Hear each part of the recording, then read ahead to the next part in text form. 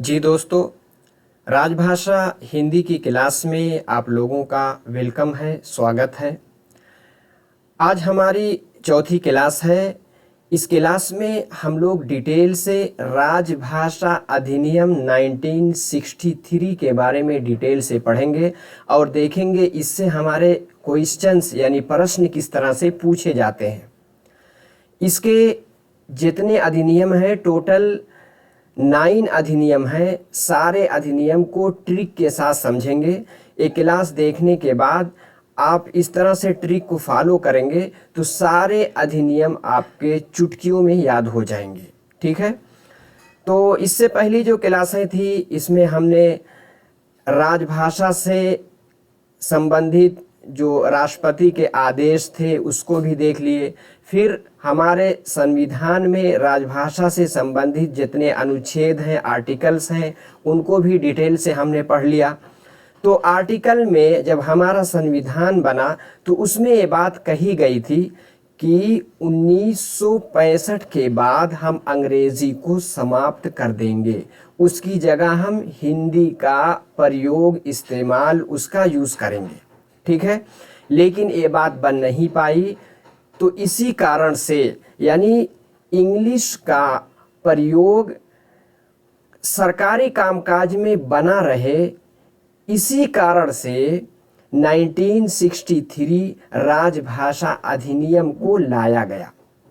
ठीक है, तो चलिए इसमें जितनी धाराएं हैं, टोटल 9 धाराएं हैं, सबको हम लोग देखते हैं और ट्रिक के साथ इसको याद करने का प्रयास करते हैं।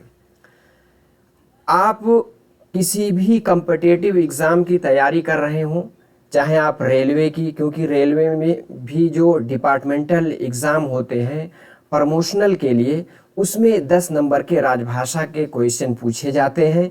इसी के साथ यूपीएससी अगर कोई भी एग्ज़ाम ले रहा है जो राजभाषा से संबंधित यानी ऑफिशियल लैंग्वेज से संबंधित है, उसके लिए भी बिल्कुल लाभदायक ये वीडियो आपकी होगी। इसी के साथ यूजीसी नेट जो असिस्टेंट प्रोफेसर के लिए एग्ज़ाम लिए जाते हैं, उसमें भी ये आपका राजभाषा अधिनियम से सवालात, इससे प्रश्न, इससे क्वेश्चन आपके पूछे जाते हैं। तो मैं आपका दोस्त डॉक्टर मेराज, आप आखिर तक बने रहिएगा। चलिए अब एक एक पॉइंट को हम लोग डिटेल से डिस्कस करते हैं और ये जानने का प्रयास करेंगे कि किस तरह से सवालात पुटअप किए जाते हैं एग्ज़ाम में। तो सबसे पहली जो धारा है, सबसे पहला जो सेक्शन है वो संक्षिप्त नाम और प्रारंभ से संबंधित है, यानी इसका नाम क्या होगा। नंबर 2 पे जो डिस्कस किया गया है कि इसकी परिभाषा यानी इसकी डिफिनेशन क्या बनेगी। नंबर 3 पे संघ के राजकीय प्रयोजनों के लिए यानी जो यूनियन है उनके शासकीय यानी ऑफिशियल पर्पस के लिए, इसी के साथ संसद यानी पार्लियामेंट में अंग्रेजी भाषा का उपयोग, उसका प्रयोग, उसका इस्तेमाल बना रहे, इससे संबंधित धारा 3 में बातें की गई है। इसी के अंदर धारा 3 के अंदर उप धारा 3 में 14 ऐसे डॉक्यूमेंट हैं जिनको बाइलिंगुअल निकाला जाएगा, उनको भी हम लोग डिटेल से पढ़ेंगे। आगे नंबर 4 पे जो धारा है, राजभाषा के संबंध में एक समिति यानी कमेटी बनाई जाएगी। और 5वें नंबर पे है केंद्रीय अधिनियमों आदि का प्राधिकृत हिंदी अनुवाद, यानी जितने सेंट्रल लेवल के जितने एक्ट बनेंगे उनका हिंदी में अनुवाद किया जाएगा, ट्रांसलेशन किया जाएगा और ये ट्रांसलेशन जो है ऑथराइज्ड समझा जाएगा। ठीक है,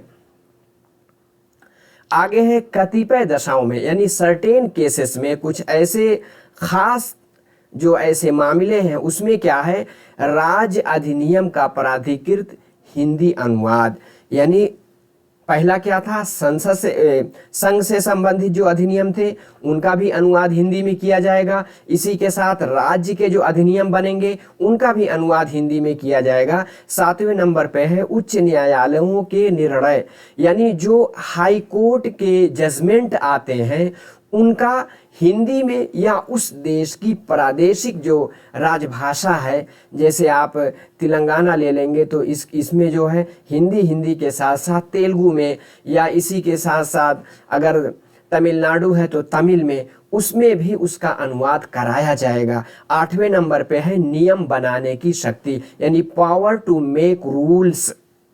ठीक है, आगे है कतिपय उपबंधों में, यानी सर्टेन्स जो प्रोविजंस हैं, ठीक है, कतिपय उपबंधों का जम्मू कश्मीर में लागू ना होना। ये जो धारा 9 थी, इसमें कहा गया था कि जो सर्टेन प्रोविजन है, यानी किसके, यानी जो धारा 6 में जो बातें की गई है, इसी तरह 7 में जो बातें की गई है, धारा 6 धारा 7 में, और जम्मू कश्मीर में लागू नहीं होगा। लेकिन 1920 में जब जम्मू कश्मीर को यूनियन टेरिटरी यानी केंद्र शासित प्रदेश में शामिल कर दिया गया, तो धारा 9 को समाप्त ही कर दिया गया है। इसको हम लोग आगे डिटेल से देखते हैं। तो अब इसको इस तरह से ट्रिक बनाने का प्रयास किया गया है। ट्रिक के साथ इसको अगर याद कर लेते हैं, इस निमोनिक को याद कर लेंगे, तो हमें 9 धाराएं अच्छे से याद हो सकेगी। इसको हम एग्जाम में सेट करके और सही ऑप्शन के तरफ, सही ऑप्शन की ओर हम टिक कर सकते हैं। ठीक है, तो किस तरह से बनाया गया है, नाम की परी संसद की समिति में केंद्र व राज्य का अनुवाद करती है।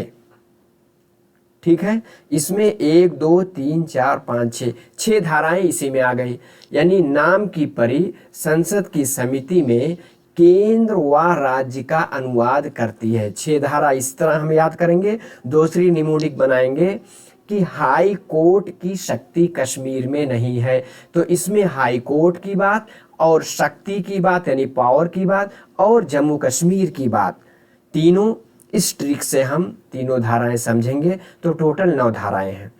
तो इसको इम्प्लीमेंट कैसे करेंगे इसको देख लेते हैं। सबसे पहले नाम की परी संसद, जो पहली धारा उसमें किस चीज़ की बात की गई थी कि इसका नाम क्या होगा, जो ऑफिशियल लैंग्वेज एक्ट 1963 का नाम क्या होगा, इसके बारे में बात पहली धारा में की गई है। दूसरा है इसकी डिफिनेशन, यानी इसकी परिभाषा क्या हो गई, इसको हम परी से याद करेंगे। इसे दूसरी धारा में बात की गई है। तीसरी धारा में बात की गई है संसद यानी पार्लियामेंट।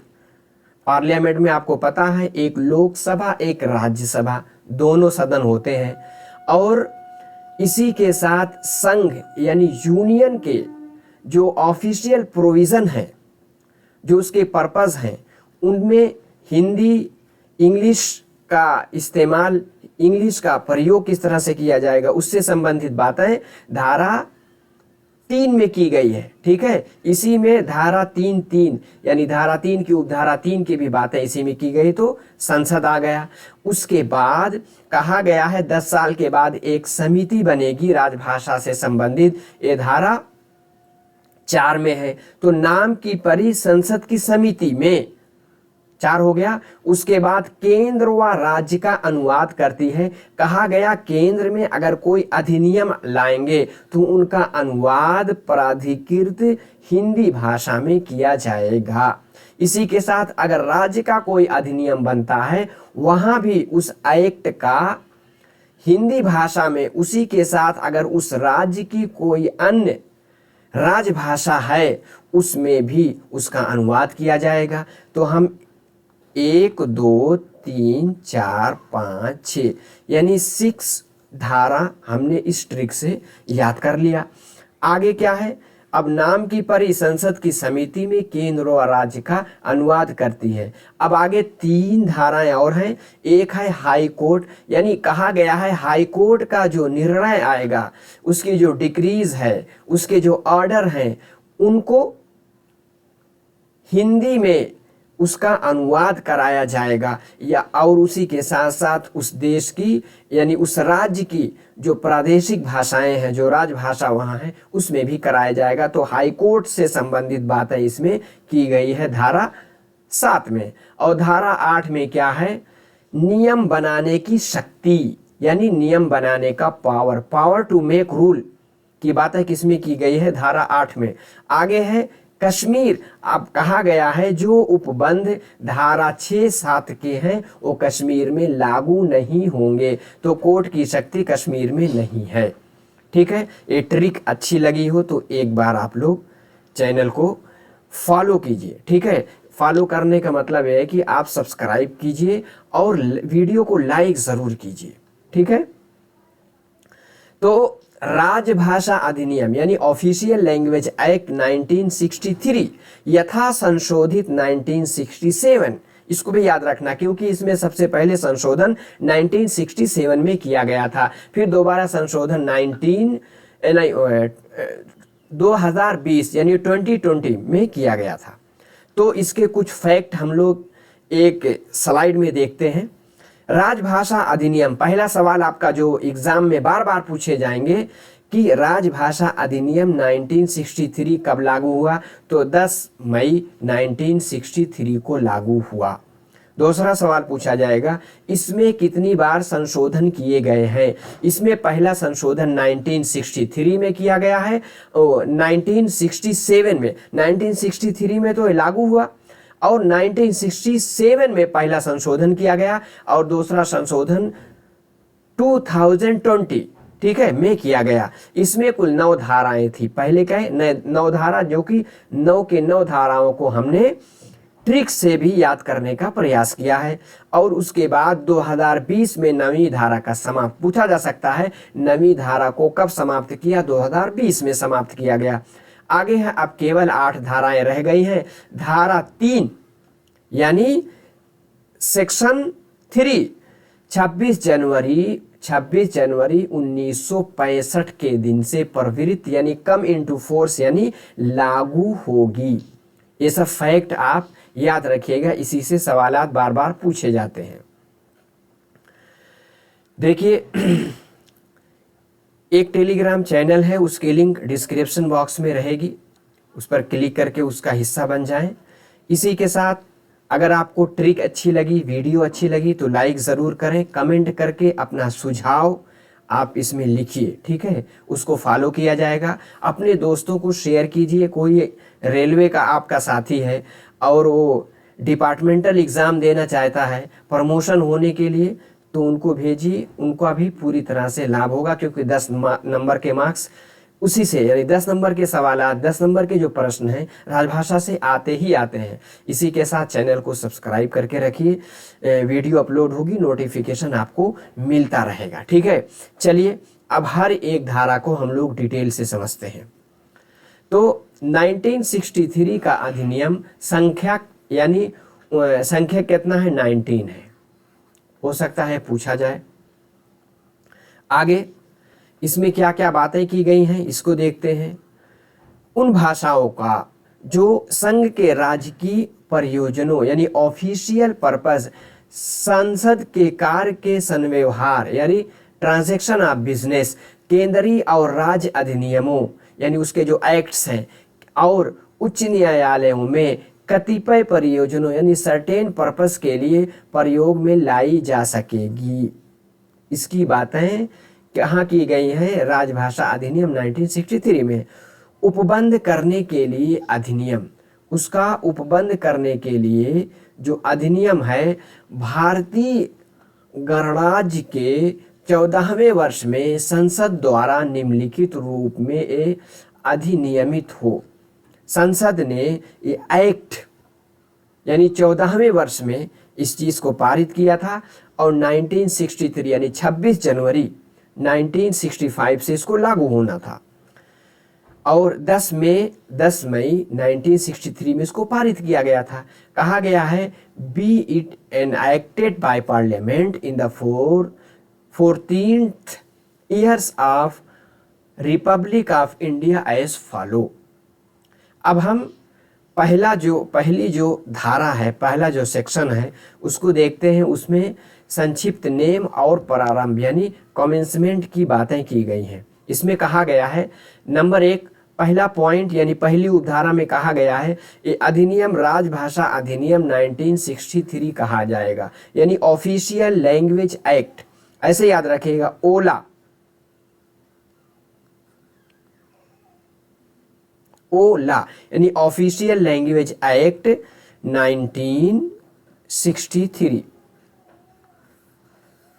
बार बार पूछा जाएगा ऑफिशियल लैंग्वेज एक्ट कब आया, 1963 यानी ओला एक्ट। इसमें मूल रूप से ये बात कही गई थी कि इंग्लिश अब हमारी एसोसिएट ऑफिशियल लैंग्वेज 1965 के बाद भी बनी रहेगी और हिंदी क्या है, ऑफिशियल लैंग्वेज यानी राजभाषा रहेगी। धारा 3 में उपधारा 3 में 14 ऐसे डॉक्यूमेंट होंगे जिनको बाइलिंगुअल यानी इंग्लिश और हिंदी दोनों में निकालना कंपलसरी होगा। संसदीय समिति जब आती है तो इसी चीज़ को हर एक डिपार्टमेंट में, हर एक विभाग में पूछती है, तलब करती है। ठीक है, चलिए इसमें क्या है, धारा 3 यानी सेक्शन 3 जनवरी 1965 के 26वें दिन यानी घुमा के कहा गया है, यानी 26 जनवरी 1965 से लागू होगी। धारा 3 में उपधारा 3 क्या उसमें कहा गया है 14 ऐसे डॉक्यूमेंट जो बाइलिंगुअल निकलेंगे और इस अधिनियम के शेष उपबंध यानी रिमेनिंग प्रोविजन, क्योंकि आपको पता है धारा 3 में तकरीबन 5 उपधाराएं हैं, उसकी बात करेंगे। जो रिमेनिंग प्रोविजन है उस तारीख को प्रवृत्ति होंगे यानी कम इनटू फोर्स यानी लागू होंगे, जिसे केंद्रीय सरकार शासकीय राजपत्र यानी ऑफिशियल गेजेट में अधिसूचना द्वारा नियत करे। यानी बाकी धारा 3 तो 26 जनवरी 1965 से लागू हो जाएंगे, लेकिन धारा 3 की जो बाकी उपधाराएं हैं जब केंद्र सरकार अपने ऑफिशियल गेजेट में अधिसूचना जारी कर देगी उस समय से वो चीज़ लागू हो जाएंगे। और इस अधिनियम के विभिन्न उपधाराएं यानी उपबंधों यानी डिफरेंट प्रोविजन के लिए विभिन्न तारीख यानी विभिन्न दिनांक को नियत यानी अपॉइंट की जा सकेगी। अब नंबर 2 दूसरा जो सेक्शन है, दूसरी धारा में परिभाषा यानी डिफिनेशन की बात की गई है और इस अधिनियम में जब तक कि संसद के से अन्यथा अपेक्षित ना हो। ठीक है, देखते हैं इसमें क्या क्या की पॉइंट है। पहला का क्या है, नियत दिन यानी अपॉइंटेड डे से धारा 3 के संबंध में इन रिलेशन ऑफ सेक्शन 3 क्या है, जनवरी 1965 का 26वां दिन अभिप्रेरित है। यानी धारा 3 जो अभी मैंने बताया 26 जनवरी 1965 से लागू हो जाएगी धारा 3।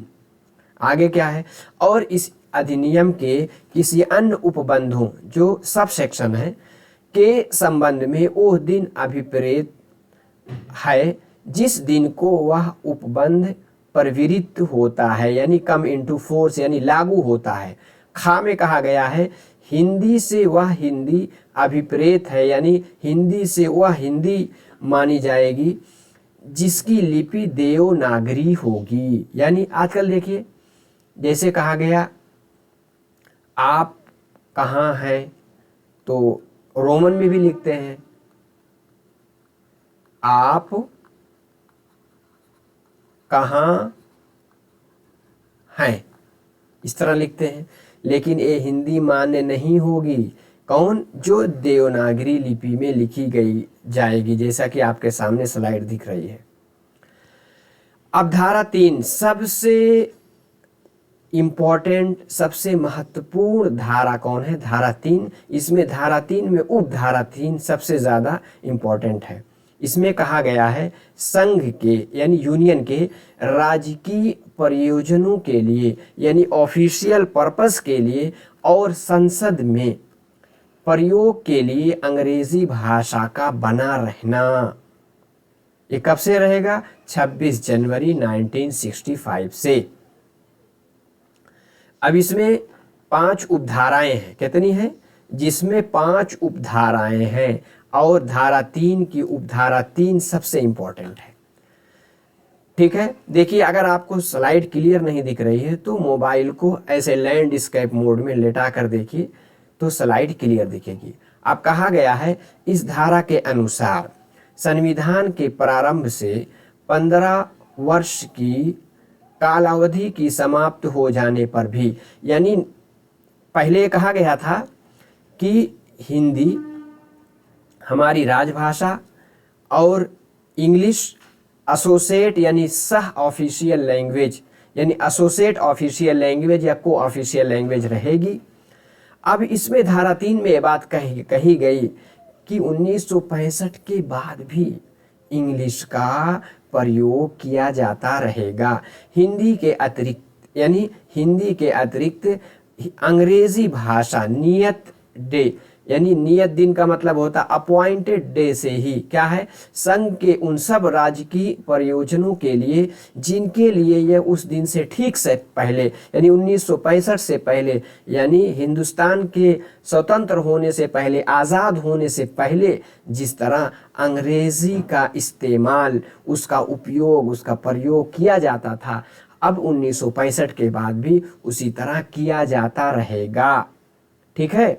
और क्या कहा गया, खा, यानी खा में क्या कहा गया, संसद के कार्य के संव्यवहार, यानी ट्रांजैक्शन ऑफ बिजनेस, जो संसद में जितनी कार्यवाहियां चलती रहेंगी, यानी प्रोसीडिंग्स चलती रहेंगी, उसमें भी, उस प्रयोग में भी अंग्रेजी का प्रयोग किया जाता रहेगा। कहा गया है परंतु संघ और किसी ऐसे राज्य के बीच, यानी यूनियन और किसी ऐसे स्टेट के बीच जिसने हिंदी को अपनी राजभाषा के रूप में नहीं अपनाया है, जैसे हम उदाहरण ले सकते हैं कि दक्षिण के राज्य, यानी सेंट्रल गवर्नमेंट से दक्षिण के राज्य जैसे केरल में या तमिलनाडु में या आंध्र प्रदेश में, या आप इधर ले सकते हैं बेंगलोर में, यानी कर्नाटक में, यहाँ से अगर कोई पत्र व्यवहार हो रहा है तो पत्र आदि के प्रयोजनों के लिए अंग्रेजी भाषा प्रयोग में लाई जाएगी। किसको, अंग्रेजी। परंतु यानी इसके साथ ये भी है, क्या है कि जहाँ किसी ऐसे राज्य के जिसने हिंदी को अपनी राजभाषा के रूप में अपनाया है और किसी अन्य राज्य जिसने हिंदी को अपनी राजभाषा के रूप में नहीं अपनाया है, जैसे जो हिंदी भाषी क्षेत्र हैं, जैसे आप यूपी, बिहार, दिल्ली और राजस्थान, ऐसा कोई राज्य है, उसका पत्र व्यवहार ऐसे राज्य से हो रहा है, जैसे गुजरात से हो रहा है, जैसे आंध्र प्रदेश के बीच होने लगे या तमिलनाडु के बीच होने लगे, ऐसे के बीच अगर कोई पत्र व्यवहार हो रहा तो यहाँ क्या हो गया, हिंदी को प्रयोग में लाया जाएगा, यानी हिंदी में पत्र भेजे जाएंगे। वहाँ हिंदी में ऐसे पत्र आदि के साथ अगर कोई हिंदी में लेटर, हिंदी में कोई पत्र भेजा गया तो उसका अंग्रेजी में अनुवाद भी भेजा जाएगा। जैसे अगर यूपी यानी उत्तर प्रदेश से पत्र व्यवहार किससे बीच होगा, टीजी यानी तेलंगाना गवर्नमेंट के बीच हो रहा है, तो हिंदी में जो पत्र भेजा जाएगा उसका ट्रांसलेशन इंग्लिश में भी किया जाएगा। ठीक है, चलिए आगे है। इस धारा की 5 उपधारा यानी सब सेक्शन है। उपधारा 3 यानी धारा 3 की उपधारा 3 में 14 ऐसे दस्तावेज, ऐसे डॉक्यूमेंट उल्लेख किया गया है जिन्हें हिंदी और अंग्रेजी दोनों भाषा में, दोनों लैंग्वेज में, दोनों जुबानों में जारी करना अपेक्षित है। ये 14 डॉक्यूमेंट, 14 के 14 डॉक्यूमेंट आप रट लीजिए। ठीक है, सबसे पहले है संकल्प। कोई रिजोल्यूशन पास होगा तो हिंदी और इंग्लिश दोनों में जारी किया जाएगा। इसी के साथ साधारण आदेश यानी जनरल ऑर्डर्स, और फिर क्या है नंबर 3 पे कोई रूल्स यानी नियम है, या कोई अधिसूचना यानी कोई एक्ट्स हैं, और प्रशासनिक या अन्य प्रतिवेदन यानी एडमिनिस्ट्रेटिव और अदर्स रिपोर्ट, कोई रिपोर्ट यानी कोई रिजोल्यूशन आ रहा है, कोई ऑर्डर आ रहा है, कोई रूल है, कोई एक्ट है या कोई रिपोर्ट है। 5 तो ऐसे हैं, सब के सब बाइलिंगुअल जारी किए जाएंगे।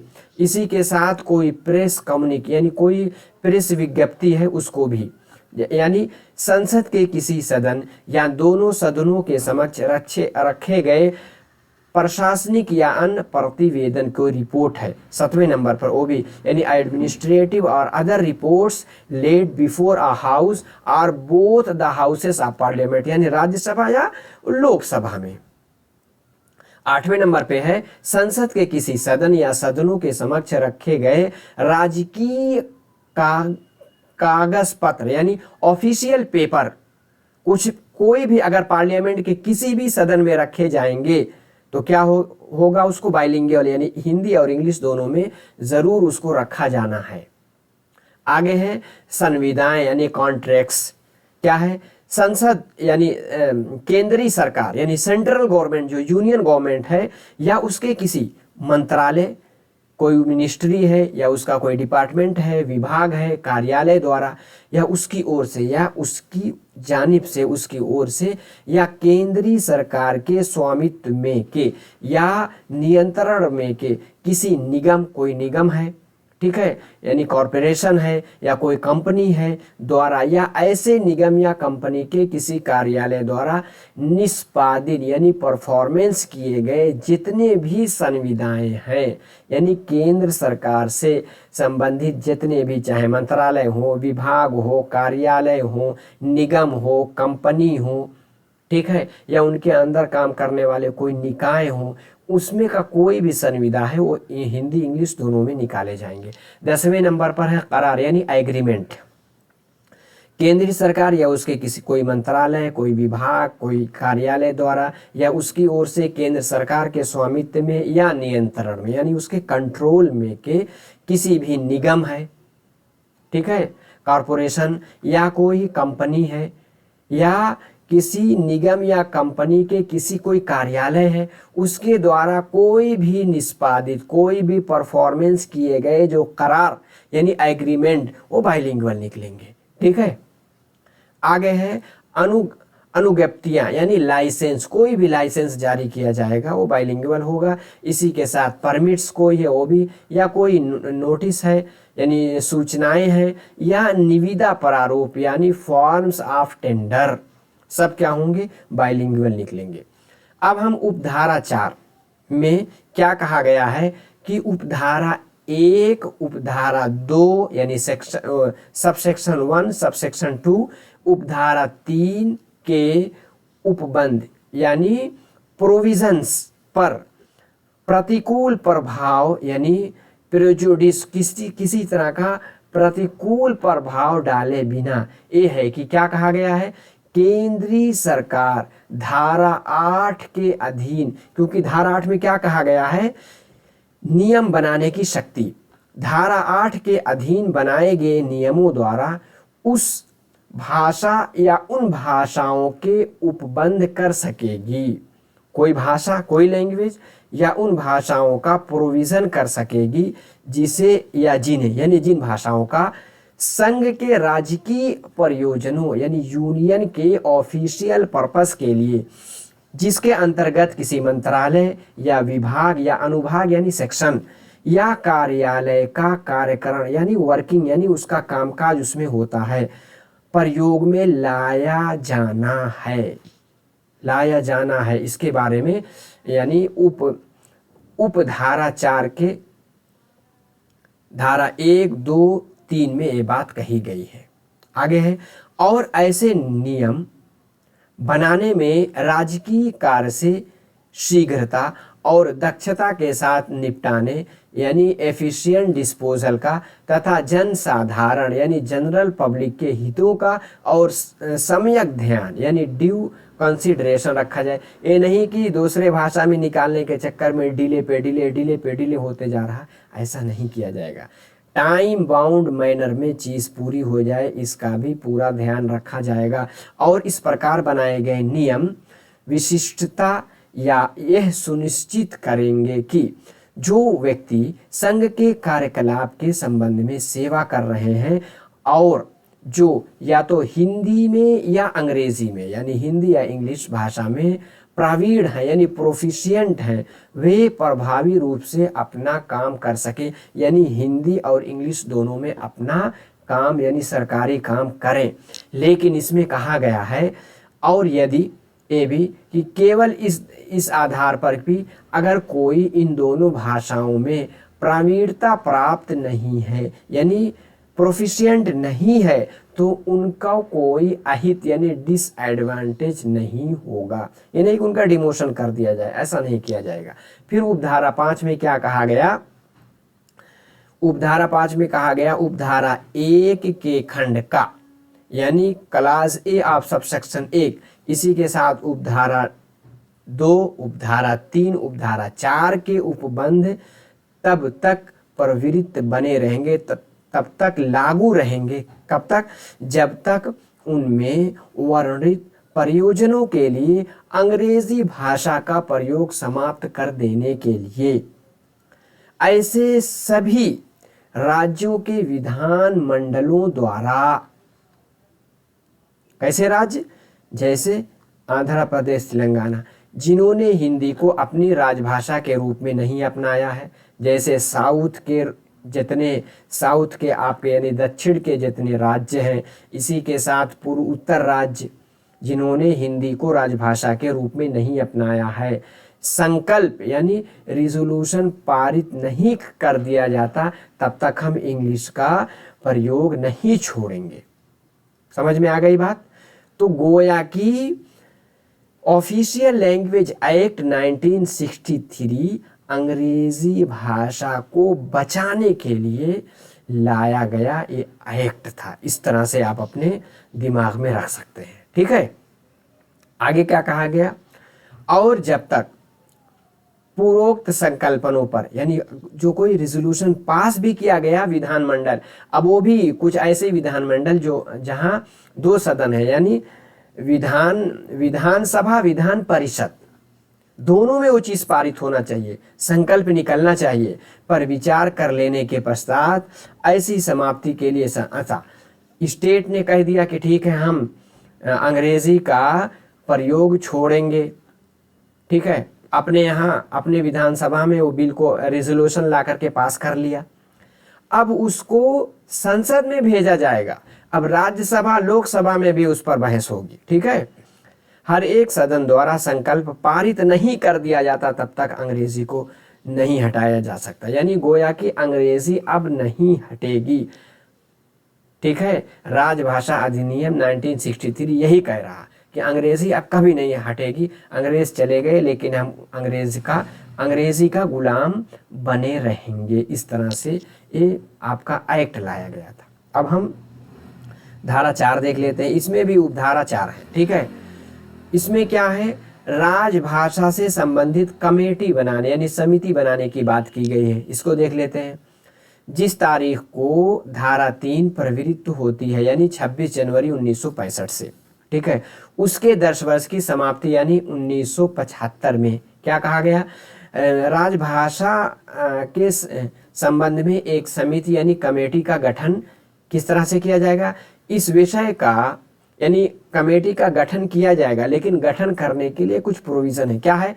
इस विषय का संकल्प संसद के किसी भी सदन में यानी पार्लियामेंट के किसी भी हाउस में राष्ट्रपति की पूर्व मंजूरी से प्रस्तावित, उनसे मंजूरी लेने की आवश्यकता नहीं है। और क्या है? और दोनों सदनों द्वारा पारित किए जाने पर, अगर दोनों सदन इस चीज को पारित कर देते हैं कि एक राजभाषा समिति बननी चाहिए तो उसका गठन 10 साल के बाद किया जाएगा यानी 1975 में। आगे क्या है? जबकि उपधारा 2 क्या कहती है? देखिए उपधारा 2 ये कहती है कि इस बात का उल्लेख, देखिए अगरचे मेरी तस्वीर यानी मेरी पिक्चर नहीं आती लेकिन आपको आवाज़ क्लियर दिख रही होगी, आप लोग बने रहिए, ठीक है। अब क्या है? जबकि उपधारा 2 में इस बात का उल्लेख किया गया है कि इस समिति के 30 सदस्य होंगे। कितने सदस्य होंगे? 30 यानी 30 सदस्य होंगे तथा 20 लोकसभा के सदस्य होंगे और 10 क्या होंगे? आपके राज्यसभा के सदस्य होंगे। एक मिनट।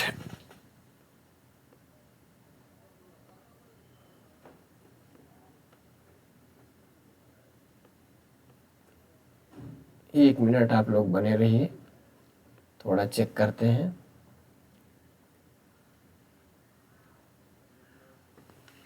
ठीक है, आ गया होगा। चलिए, तो 30 सदस्य होंगे उस कमेटी के, 20 होंगे लोकसभा के और 10 होंगे राज्यसभा के। अब क्या है, जो क्रमशः लोकसभा के सदस्यों तथा राज्यसभा के सदस्यों द्वारा अनुपातिक प्रतिनिधित्व पद्धति के अनुसार एकल संक्रमणीय मत यानी सिंगल ट्रांसफेरेबल वोट, जिसकी टर्म इंग्लिश में यही है, इसके द्वारा निर्वाचित होंगे। यानी in accordance with the system of proportional representation by means of the single transferable vote. ठीक है, यानी अनुपातिक प्रतिनिधित्व पद्धति के अनुसार पूछा जाएगा, किसके अनुसार चुना जाएगा, यानी वहां से 20, यहाँ से 10, लोकसभा से 20, राज्यसभा से 10, किसको, अनुपातिक प्रतिनिधित्व पद्धति के अनुसार एकल संक्रमणीय मत द्वारा यानी सिंगल ट्रांसफेरेबल वोट के द्वारा किया जाएगा, जिनका निर्वाचन जो क्रमशः लोकसभा के सदस्यों तथा राज्यसभा के सदस्यों द्वारा, ये तो हो गया। आगे, हाँ, अब क्या है, उपधारा 3 के अनुसार इस समिति का कर्तव्य, अब इसका कर्तव्य यानी इसकी ड्यूटी क्या होगी, वो संघ के राजकीय प्रयोजनों के लिए, संघ के राजकीय प्रयोजनों के लिए यानी ऑफिशियल पर्पस के लिए हिंदी के प्रयोग में की गई प्रगति का, यानी हिंदी के प्रचार प्रसार, उसके प्रयोग में जो उसमें विकास हुआ है, जो प्रगति हुई है, उसका पुनर्लोकन यानी रिव्यू करेगी और उस पर सिफारिशें करते हुए राष्ट्रपति को प्रतिवेदन यानी रिपोर्ट पेश करेगी। कौन, समिति। और राष्ट्रपति उस प्रतिवेदन यानी उस रिपोर्ट को संसद के हर एक सदन के समक्ष रखवाएगा और सभी राज्य सरकारों को भिजवाएगा। ये काम किसका है, राष्ट्रपति का। आगे है उपधारा 4 में कहा गया है, राष्ट्रपति उपधारा 3 में निर्दिष्ट प्रतिवेदन पर और उस पर राज्य सरकारों ने यदि कोई मत अभिव्यक्ति किए हों तो उन पर विचार करने के पश्चात उस समस्त प्रतिवेदन, जो पूरी रिपोर्ट है या उसके किसी भाग के अनुसार निर्देश निकाल सकेगा। कौन निकालेगा, राष्ट्रपति यानी प्रेसिडेंट। अब कहा गया है लेकिन ये सब चीजें आदेश निकालने में धारा 3 के उपबंधों से असंगत नहीं होंगे। जो भी आदेश होगा वो धारा 3 को ज़हन में रख करके ही आदेश निकाले जाएंगे। आगे है धारा 5, इसमें भी 2 उपधाराएं हैं। इसमें क्या कहा गया है, यानी केंद्रीय अधिनियमों आदि का प्राधिकृत हिंदी अनुवाद। इसमें उपधारा 1 में कहा गया है नियत दिन यानी अपॉइंटेड डे के और उसके पश्चात शासकीय प्रयोजन यानी ऑफिशियल शासकीय राजपत्र यानी ऑफिशियल गेजेट में राष्ट्रपति के प्राधिकार से प्रकाशित किसी केंद्रीय अधिनियम यानी सेंट्रल एक्ट का या राष्ट्रपति द्वारा प्रख्यापित यानी प्रोमुलगेटेड किसी अध्यादेश का या अथवा क्या है संविधान के अधीन या किसी केंद्रीय अधिनियम के अधीन निकाले गए कोई आदेश है यानी ऑर्डर है, कोई नियम यानी रूल है, विनियम यानी रेगुलेशन है या उपविधि यानी बाइला है, उसका हिंदी में जो अनुवाद किया जाएगा उसका हिंदी में प्राधिकृत पाठ यानी अथॉरिटेटिव टेक्स्ट समझा जाएगा।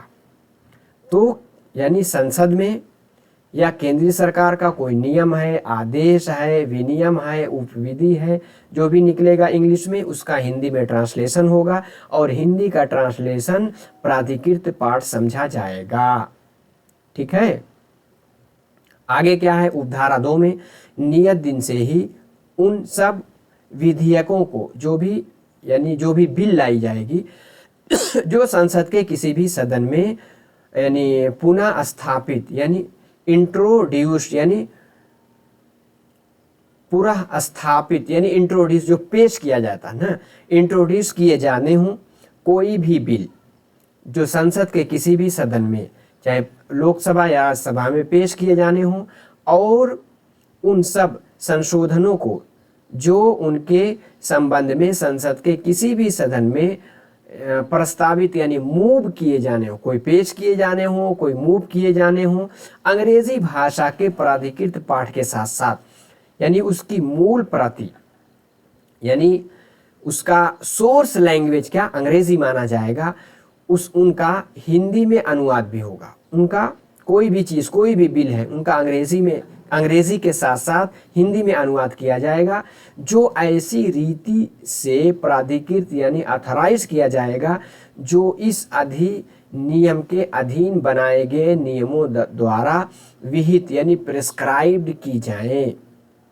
तो गोया कि कहना चाह रहे हैं कि संसद में या केंद्र सरकार में कोई नियम, कोई अधिनियम, कोई विधेयक, कोई ऑर्डर, कुछ भी ऐसा सरकारी चीज़ें कोई भी अगर लाई जा रही हैं तो इंग्लिश के साथ साथ हिंदी में उसका अनुवाद किया जाएगा जो प्राधिकृत पाठ समझा जाएगा। आगे क्या है, नंबर 6 में है कि कतिपय दशाओं में यानी कोई सर्टेन या कोई एक खास कोई विशेष कोई ऐसा मामला है दिशाओं में राज्य अधिनियमों का प्राधिकृत हिंदी अनुवाद, अगर राज्य में यानी स्टेट में कोई अधिनियम एक्ट आता है तो उनका भी हिंदी में अनुवाद किया जाएगा। इसके बारे में धारा 6 में बात की गई है। जहां किसी राज्य के विधान मंडल, ठीक है, ने उस राज्य के विधानमंडल द्वारा पारित अधिनियमों में अथवा उस राज्य के राज्यपाल द्वारा प्रख्यापित अध्यादेशों यानी ऑर्डिनेंस प्रोमुलगेटेड जो अध्यादेश निकाले गए हों। अध्यादेश कौन निकालता है आपको पता है, स्टेट में कौन उस पर साइन करता है, राज्यपाल, और संसद में राष्ट्रपति, में प्रयोग के लिए हिंदी से भिन्न कोई भाषा विहित यानी प्रिस्क्राइब्ड की है। जैसे तेलुगु, कोई भी स्टेट है उन्होंने कुछ ऐसा अध्यादेश वगैरह में किसी भी कोई भी चीज़ निकाला हो उसमें हिंदी के अलावा कोई भाषा को प्रिस्क्राइब्ड किया है तो वहाँ क्या प्रावधान है, वहाँ संविधान के अनुच्छेद 348 के खंड यानी क्लास 3 द्वारा, याद रखिएगा ये पूछा जा सकता है, द्वारा अपेक्षित अंग्रेजी भाषा में उसके अनुवाद के अतिरिक्त, यानी जैसे दक्षिण के राज्य हैं उन्होंने कुछ ऐसा ऑर्डिनेंस यानी कोई अध्यादेश उनके राज्यपाल ने लाया है या कुछ ऐसे बिल लाए हैं किसमें अपनी भाषा में, अपने जो उनके स्टेट की जो राजभाषा है जैसे तेलुगु में, तमिल में, इनमें पेश किया गया है तो अंग्रेजी में उसका अनुवाद भी किया जाएगा और उनका अंग्रेजी के अनुवाद के साथ साथ उसका हिंदी में अनुवाद उस राज्य के शासकीय राजपत्र यानी जो ऑफिशियल गेजेट है उसमें उस राज्य के राज्यपाल के प्राधिकार से यानी राज्यपाल के जो अथॉरिटी है उनसे नियत डे यानी अपॉइंटेड डे को या उसके पश्चात प्रकाशित किया जाएगा। समझ गए आप कि उसको उस देश की राजभाषा के अतिरिक्त हिंदी में, इंग्लिश में उनके राजपत्र में प्रकाशित किया जाएगा। ठीक है, आगे, और ऐसी दशा में ऐसे किसी अधिनियम या अध्यादेश का हिंदी में अनुवाद, जो हिंदी में अनुवाद हुआ है, जो उनके राजपत्र में प्रकाशित भी किया गया है हिंदी भाषा में, उसका प्राधिकृत पाठ यानी अथॉरिटेटिव टेक्स्ट समझा जाएगा। जैसे तेलुगु में मान लो तेलंगाना गवर्नमेंट है तो तेलुगु में कुछ ऐसा ऑर्डिनेंस, कोई अधिनियम, कोई अध्यादेश लाई है, उसके साथ इंग्लिश और हिंदी दोनों अपने गेजेट में, अपने राजपत्र में उसको प्रकाशित करेगी सरकार। ठीक है, और ये जो हिंदी का जो टेक्स्ट है वो अथॉरिटेटिव टेक्स्ट समझा जाएगा। धारा 6 में ये बातें कही गई है। धारा 7 में क्या है, उच्च न्यायालयों के निर्णय जो उनका जजमेंट है हाई कोर्ट का आदि में हिंदी या अन्य राजभाषा के का वैकल्पिक प्रयोग के बारे में बात की गई है। देख लेते हैं। इस धारा के तहत किसी राज्य का राज्यपाल क्या है, राष्ट्रपति की पूर्व सम्मति यानी प्रीवियस कंसेंट ऑफ प्रेसिडेंट यानी राष्ट्रपति की मंजूरी लेने की आवश्यकता नहीं है। अंग्रेजी भाषा के अतिरिक्त हिंदी या उस राज्य की राजभाषा का प्रयोग, हिंदी या उस राज्य में कोई राजभाषा और है उसका प्रयोग उस राज्य के उच्च न्यायालय द्वारा पारित या दिए गए किसी निर्णय, कोई जजमेंट दे रहा है या कोई डिक्री यानी कोई फरमान जारी कर रहा है या कोई आदेश यानी ऑर्डर निकाल रहा, कौन, हाई कोर्ट के प्रयोजनों के लिए प्राधिकृत कर सकेगा, कौन, राज्यपाल। राज्यपाल यह है कि अगर कोई आदेश इंग्लिश में आया है तो उसको उस राज्य की जो राजभाषा है उसमें और हिंदी उसमें प्राधिकृत कर सकेगा, कौन, राज्यपाल।